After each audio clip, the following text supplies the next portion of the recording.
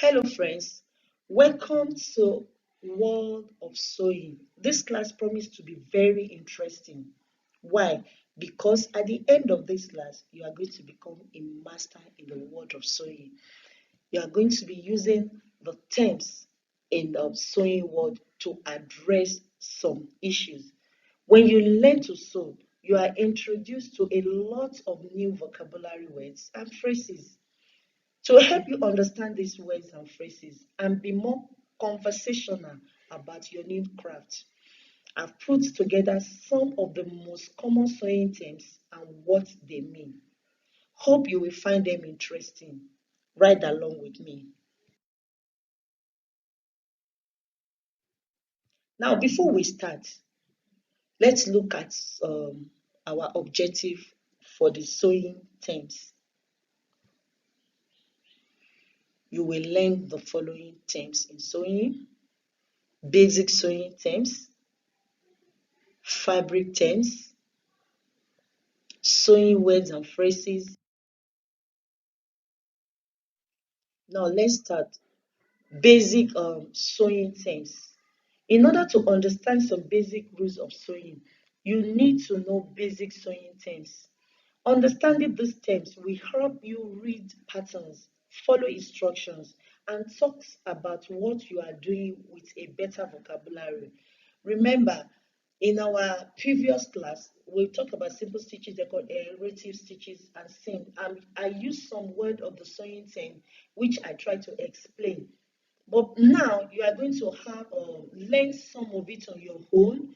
You see the picture, you'll be able to learn it, and then you are able to use it for people around you. Let's look at some basic sewing terms. One, back stitch. Back stitch is the process of sewing backwards over the loose thread at the beginning of a stitch. That is just to secure your stitch. This work by securing the threads down so that they don't come loose or unravel your stitch. This is done at the beginning and end of a stitch, and also whenever the thread is broken. Seam, seam the line where two pieces of materials are joined together. Allowance is the space between the edge and seam. The seam allowance may be different depending on the type of fabric that you want to use.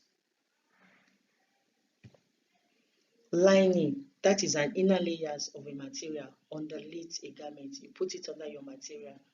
Hem, it's the edge of the fabric that has been folded and sewn under in order to keep the raw edge of the fabric from unraveling and being seen. That a wedge shape fold used to shape patterns in order to make a garment fit better.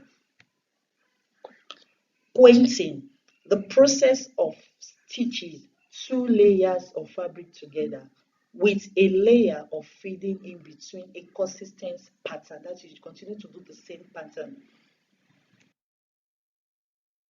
Fabric terms. Fabric is an essential part of sewing. In fact, it is your most basic material and the part of your project that you will most likely decide on first. Knowing the difference between wrap, weight, and how to find the grade, and when you use mostly, we give you the step up that you need to go from the beginner to the profession. Fabric grain, the orientations of fibers woven and knit together to create a fabric.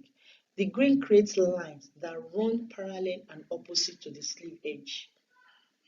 Bars, diagonally across the grain of the fabric where woven fabric adds more stitch or give. Wrapped, that is the thread that runs the length of a woven fabric up and down. Weft, the thread that runs at the right angles to the length of a woven fabric, otherwise known as cross grain.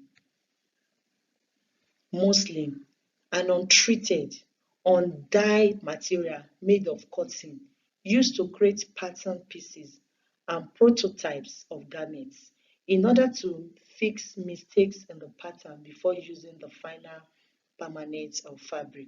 So you use it is on dye on material. So you use it in order to fix a mistake in the pattern before you can now make a final permanent fabric.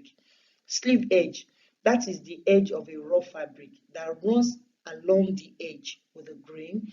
The fabric has a sleeve edge so that it does not fray before it's sewed. Hang, a term used to describe the textures and the feeling of a certain fabric when you hold a fabric. So now let's go to the sewing words and phrases. Let's start with ruche. You can see the ruche picture there. What they mean by is a gathered ruffles or plate of fabric used for trimming or decorating garments. That is, you use it to gather materials in a repeated pattern to make such a plate or ruffles. You can see it in the picture. Let's look at facing. Facing. That is an extra layers of material sewn to the inside edge of a piece of clothing to make it stronger. Now, when you look at, we mostly use it at the top layers. So you had another extra material inside it to make the clothes to be very strong. Seam ripper. You can see the picture of a seam ripper there. Seam ripper is a small sewing tool used for cutting and removing stitches. The most common form is consists of a handle. You can see the shaft and head. So anytime you see this picture, we call it was seam ripper. So we use it to remove, you use it to cut your stitch. Yoke.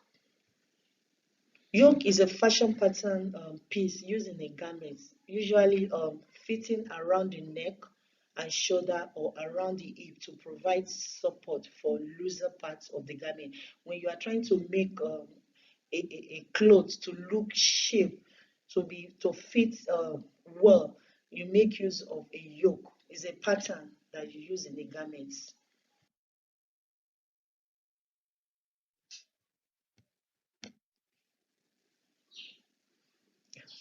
Girdle. I'm sure you are familiar with it. You hear the word. So gathering is a sewing technique for shortening the length of a strip of a fabric so that the longer pieces can be attached to a shorter piece. You can see it from the picture. That's what we call girdle. It is commonly used in clothing to manage fullness as when a full sleeve is attached to the hamsel or curve of a shirt, or when a skirt is attached to a bodice. Now you can see the hamsel. In a layman terms, or rather in a sewing word, we call it armhole in a shirt. You can see there when you try to make a hole. So we call it hamsel. Cord.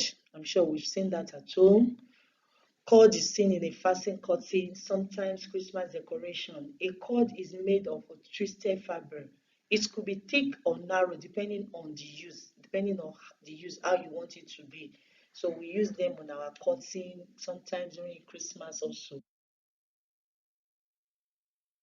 Now, darning.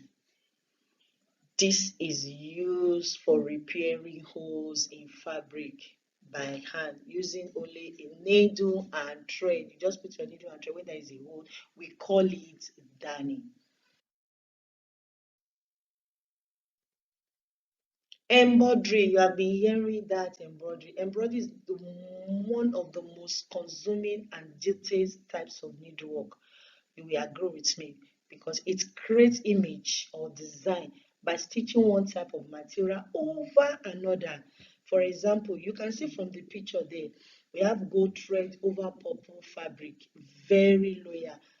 We have very loyal, very loyal.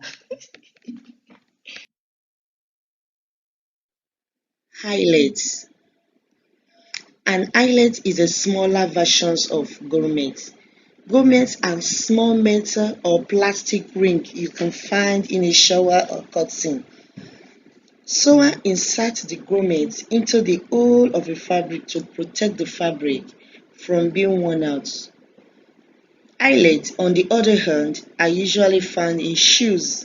They are the holes where the lace go.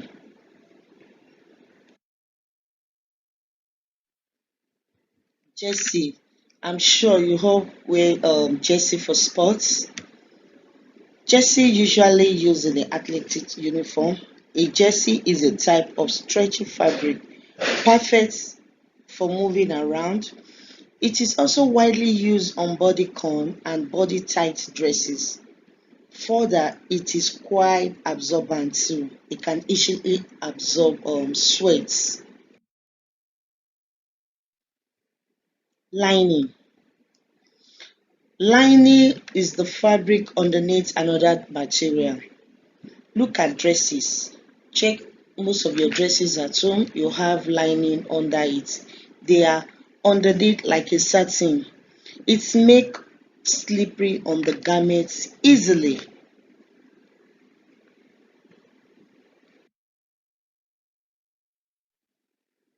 Notion. These are tiny little things we use in sewing and we keep away from our children's reach.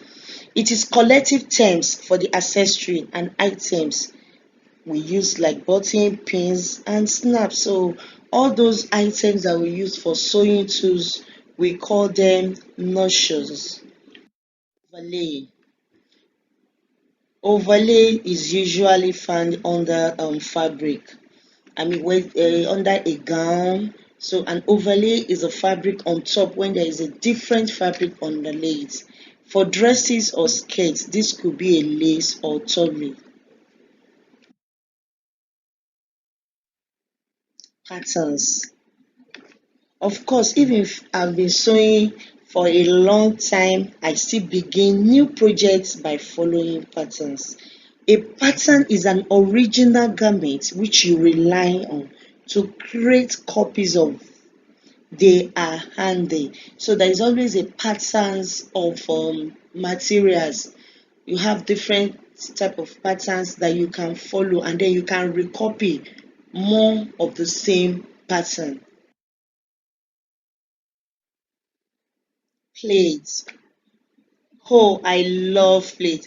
But what is a plate? A plate is a type of fold that's formed when you double a fabric upon itself, meaning folding it over and folding it back.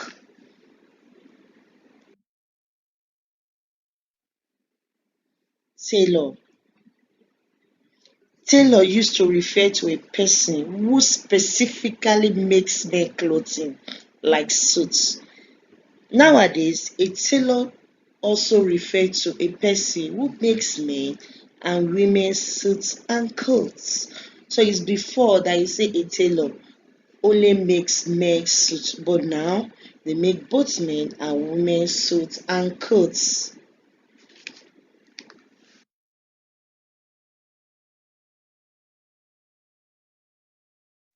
Wow, we have come to the concluding parts of sewing terms and phrases. Knowing these sewing terms will surely put you at an advantage when it comes to sewing.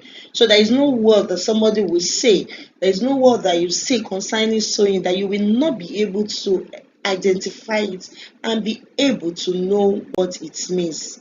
I hope this list of sewing terms will prepare you with the knowledge you need to pursue this beautiful craft and become great at it. If you have friends who are hesitate to enter the world of sewing because of the unfamiliar language, show them the sewing terms list and you all can learn together. The next class is going to be more interesting. Why? because we all have our April. How? Join me next class to discover the secrets. However, do this for me. Get your materials of any color, your needle, your thread that will match the color of the material that you bought, scissors, and pin. Get ready to have fun, and please do your assignments. Be safe, keep learning,